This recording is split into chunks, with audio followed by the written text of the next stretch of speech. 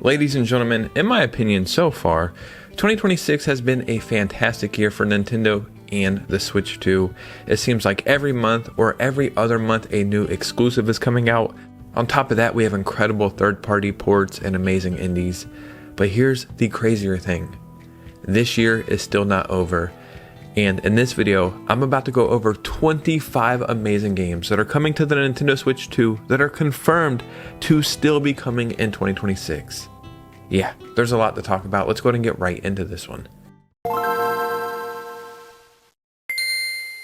So I know it's all about your preference, and maybe you like a game that I don't like, and maybe I like a game that you don't like, but I think objectively we can still say Nintendo is having a fantastic year. And this year is not over for the Switch 2, so we're about to go over 25 games that are still confirmed to be coming to the Switch 2 in 2026. And think about all the games that might show up randomly that are still going to get announced, stuff that is leaked out. We're probably going to get another Nintendo Direct next month, and more games will be announced for this year. But for the time being, here is 25 games that need to be on your radar in 2026, or the remainder of 2026. So before we get started, if you could hit a like and subscribe. I think we're like 40 or 50 subscribers away from 34,000, and that would be pretty cool. Also, if you could follow me on Instagram and Twitter, well, that would help the communities keep growing, and that would be pretty cool. Now, let's go ahead and get right into this one. So first, I want to mention EA Sports Madden NFL 27, or just Madden 27. That title is too long. This game is coming out for the Switch 2 on August 13th, and now, this is the second Madden game we've got on the Switch 2, and if it's anything like the first one, the quality was great. It is an amazing way to play this handheld on the go, and out of all the sports games, Madden is my favorite, so I am very excited for this one. On August 27th, we have the Metal Gear Solid Master Collection Volume 2, and this includes Metal Gear Solid 4 and Metal Gear Solid Peace Walker. I don't think these are remastered versions, but I think they're just the HD version, so maybe that's the remastered version, I'm not really sure. I have not played either one of these games. I do think Metal Gear is a pretty cool franchise though, and from the trailers they've shown off so far, these do look like they're going to be a pretty good time. Arguably one of the biggest games that we've been waiting for forever since it was first announced for the Nintendo Switch 2 as far as third-party ports go, we have Elden Ring Tarnished Edition launching on August 28th, and this is a game I do want to get around to. I don't know if I'll pick it up day one because it's $80, and I know it includes DLC as well, but you know, financially I kind of have to pick and choose which games I would like to play. I cannot play them all, unfortunately. But this is something I eventually want to get around to. I think it's going to be an amazing way to experience this game. It will be the only way I will have experienced the game once I play it. And it's just so crazy that we're able to play this, or going to be able to play this handheld on the go. We have a really cool Nintendo Switch 2 exclusive coming out on September 3rd, and that is Orbitals. You know, as somebody who is a diehard anime fan, who predominantly watches the classics from the 80s, 90s, and early 2000s, I'm not saying like the newer stuff isn't good or anything, but that's just my preference. I am in love with this art style. It is beautiful, but not only the art style, from everything I've seen, the gameplay looks amazing. I have seen people a little torn about it being multiplayer, but as far as I know or remember, I think that there is game share, and there's also like a friend game pass, so only one person has to own a copy of this, and then you can play with another person. We have ONIMUSHA, Way of the Sword, coming out on September 4th. Now, this is a franchise I don't really know much about. Unfortunately, there are so many games that come from like the Edo period of Japan, where you're just hack and slashing a million enemies, doing your samurai stuff. So they kind of all blend together, but I mean, from looking at it right now, it looks like it would be fun. And keep in mind, this is developed by Capcom, and we know Capcom's track record on the Switch 2 has been phenomenal. So the port's probably going to be amazing. Now on September 17th, we have Fire Emblem Fortune's Weave, and I cannot wait for this game. I love JRPGs, RPGs, strategy RPGs. I love them all, tactical, whatever. And when the gameplay and the graphics and the story and the mechanics and everything lines up, and you get sunk into a game for 50 or 100 hours, I know that's not for everybody, but I really love that feeling where you're growing with the characters and the game and everything is evolving. You know, those games are amazing. And obviously I've not played this yet, but it seems like it's going to be one of those games and I could see this being a pretty big system seller for the Switch 2 as well. So yeah, I cannot wait for that one. On September 17th, we also have Trails in the Sky second chapter, and as far as I know, this is like a remake or remastered version. I think it's an actual remake. I think there's 3 total. I was just saying I'm a massive JRPG and RPG fan, but I have not played Trails in the Sky first chapter. Although I do think it looks very interesting, I did tell myself I'll probably wait for the whole trilogy to be out for me to jump into it, because it's a franchise I'm not familiar with. So I feel like if I play one game, then wait a year or two, I'll forget all the characters or something. But the first chapter did amazing. I know it had high ratings, so a lot of people are very excited for this. And on September 17th, we also have Trine 6 Together in Time. This is launching day 1 across all platforms. Now, this is a series that I feel like had a lot of, I don't want to say hype, but it had a lot of fans, a lot of praise. I've played like at least 3, maybe 4 of the Trine games. They are really fun action platformers, 2D action platformers that kind of have like just beautiful, vibrant backgrounds and levels, and they're awesome because you can also play them multiplayer. But I think around like Trine 4 or Trine 5, it seems like the series fell off a little bit, or people just kind of lost interest. So I didn't really expect to get a Trine 6, and I kind of don't even think I remember Trine 5 being a thing at all. But Trine 6, it does look fun, the graphics look amazing, and again, this one's probably not going to be for everybody, but Trine is a really cool series to get into. Just one day later, on September 18th, we have Lego Batman Legacy of the Dark Knight. Now this game is obviously out on other platforms already. I don't really know why they delayed it. I'm sure they needed to tweak a couple of things, but I am excited for this one.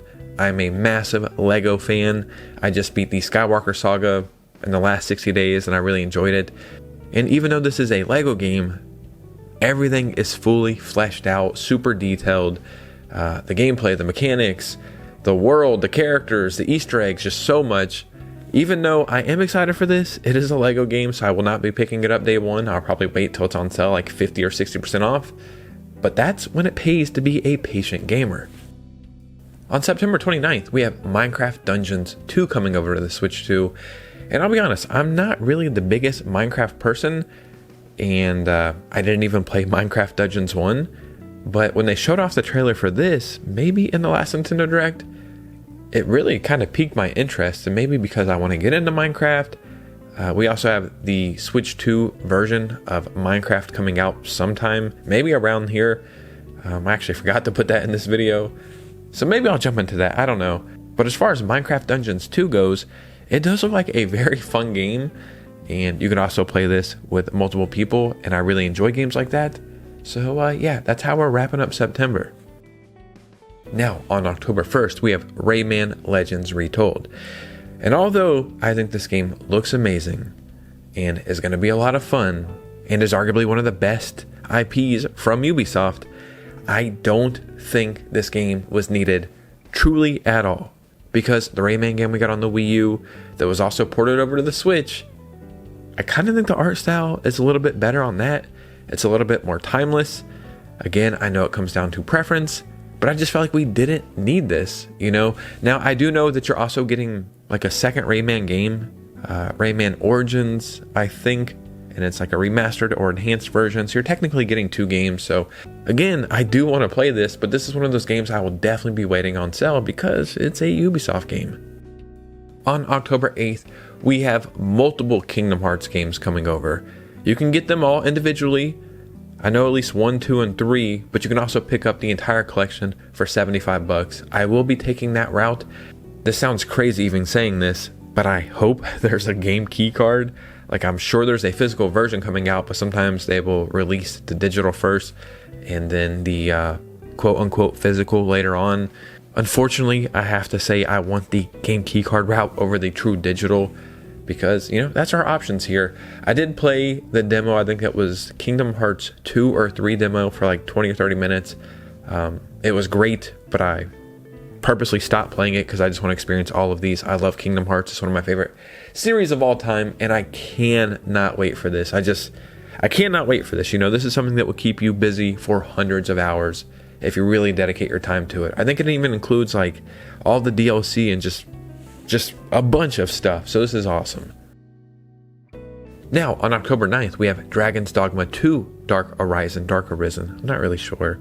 And this one's interesting because Dragon's Dogma 2 was held out on a platter as one of the games that would never come over to the Switch 2.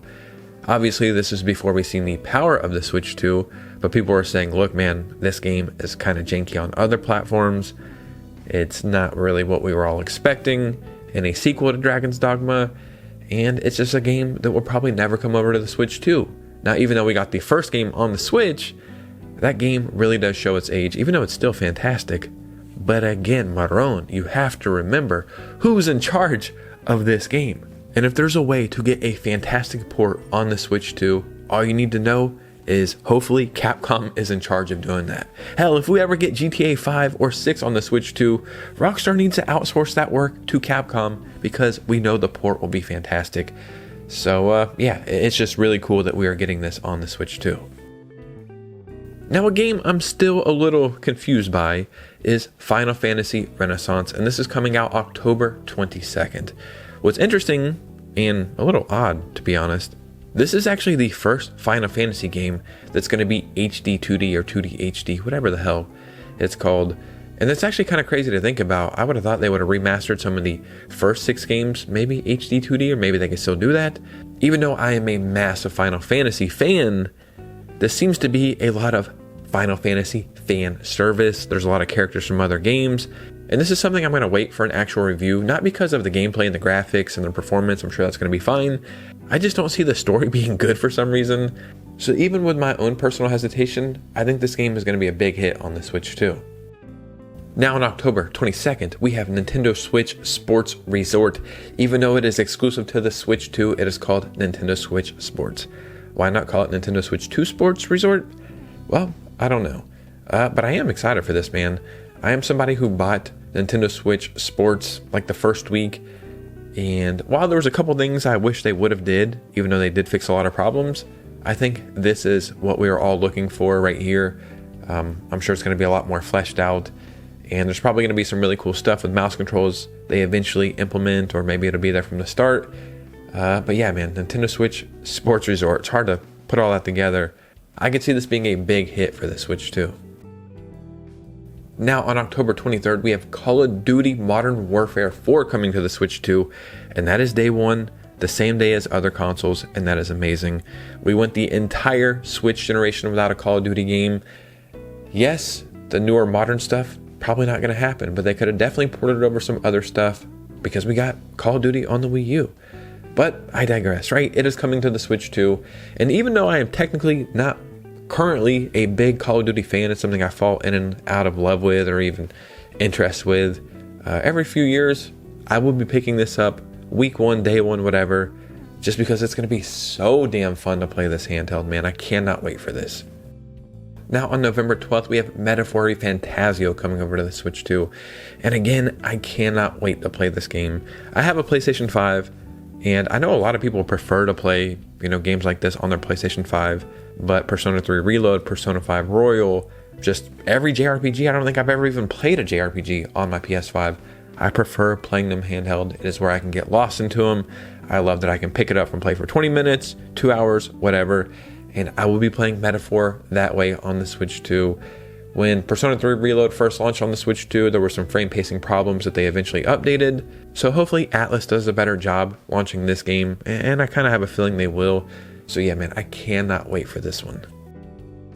And the last couple of games are all confirmed for 2026, but we do not have official release dates yet. But I will start with The Legend of Zelda Ocarina of Time remake. I have a strong feeling this is going to launch the second week of November. It just makes the most sense. I think we've seen a couple leaks for Amiibos launching about the same time. Zelda's my favorite franchise. I cannot wait to play this. I cannot wait to see that Zelda Pro Controller and potential Zelda themed Switch 2. So yeah, man, this is going to be freaking peak. 007 First Light was supposed to launch day one, the same day as other consoles, but it was postponed. But the developers have been saying that they're doing fantastic work and the port is coming along fine, and that's great. Recently, Nintendo shut off a bunch of games that would be playable at Gamescom, and 007 First Light was one of those games that is going to be playable on the Switch 2 at Gamescom, so that makes me think this is going to be launching in the next 30 to 60 days. And again, I could have played this on the PS5, but I'm waiting for the Switch 2. Stellar Blade is another game I could have played on the PS5. I almost bought multiple times on the PS5, but I had a strong feeling that it was going to come over to the Switch 2, and now we know it is. They have not gave us an exact release date yet, but they have confirmed 2026, I think multiple times. So this is probably going to be a holiday release or somewhere around there. I could see October, November, maybe even December. So yeah, cannot wait for that one. And the DUSKBLOODS. This is, again, a big system seller for the Switch 2. We have the playtest coming up, and I actually got accepted for that. So I'm pretty excited to see what the hell this game is. But yeah, obviously this game is coming in 2026 as well. And I can't really say much more about it because I don't really know much more about it. Ladies and gentlemen, there was 25 games that are still coming to the Nintendo Switch 2 in 2026 confirmed. That is not including shadow drops, random announcements, other indie game stuff at a Nintendo Direct. That is what we know about so far. And there's another 20 or 30 Switch 2 games confirmed for 2026.